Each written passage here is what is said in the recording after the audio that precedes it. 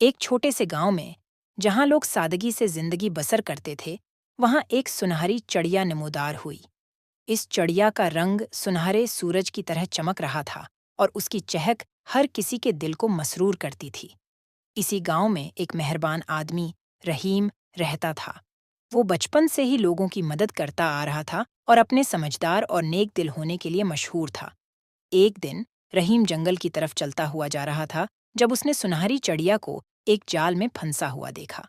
रहीम, अरे, ये कितनी खूबसूरत चिड़िया है, लेकिन कौन उसे पकड़ने की कोशिश कर रहा है? मैं उसे आजाद करूं। दूंगा। रहीम ने जाल को खोल दिया और चिड़िया को आजाद कर दिया। चिड़िया ने उड़ते हुए रहीम की तरफ देखा और कहा, चिड़िया, तुमने मुझे आजाद किया। मैं तुम्हारी मशकूर हूँ। मैं सुनहरी चिड़िया हूँ और मैं तुम्हें एक इनाम देना चाहती हूँ। रहीम। मुझे तुमसे कोई इनाम नहीं चाहिए। तुम्हें आजाद करना मेरी जिम्मेदारी थी। चिड़िया, लेकिन मैं तुम्हारी मदद कर सकती हूँ। मेरे पास एक राज है जो तुम्हें मुस्तकबल में बहुत फायदा पहुँचा सकता है। राज? कैसा राज? चिड़िया, ये राज मेरे परों में पोशीदा है, लेकिन तुम्हें वादा करना होगा कि तुम इस पनख का गलत इस्तेमाल नहीं करोगे। रहीम ने वादा किया और चिड़िया ने अपने पर से एक सुनहरी पनख निकाला और रहीम को दिया। सन चिड़िया, ये पनख तुम्हारी नेक ख्वाहिशात पूरी करेगा, लेकिन याद रखो, हमेशा मेहरबान और ईमानदार रहना। रहीम ने सुनहरी पनिक को संभाल दिया और चिड़िया फिर जंगल की गहराई में गायब हो गई। रहीम घर आया तो उसकी बीवी ने पूछा, ये सुनहरा पनिक कहाँ से लाए हो? मैंने एक सुनहरी चिड़िया की जान बचाई, तो उसने मुझे ये पंख दिया और कहा कि ये पंख तुम्हारी ख्वाहिशात पूरी करेगा। चलो, उसे आजमाए।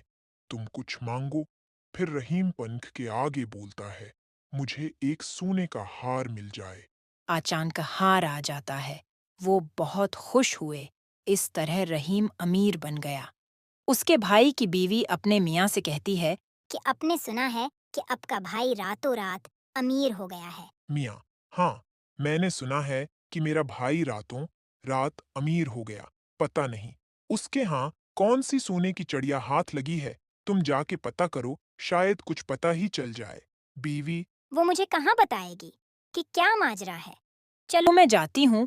फिर वो घर से निकलकर अपनी जुठानी सी मुलाकात के लिए जाती है। फिर वो बातों बातों में अपनी जीठानी से पूछती है, कि ओखिर कौन सी सोने के चिड़िया तुम्हारे हाथ लग गए जो तुम रातों रात ही अमीर हो गए। जीठानी, हाँ, कुछ ऐसा ही समझ लो, सोने की चिड़िया ही हाथ लगी। फिर वो काफी देर तक बातें करते रहते हैं और फिर उसकी दियवरानी अपने घर की तरफ चली जाती है।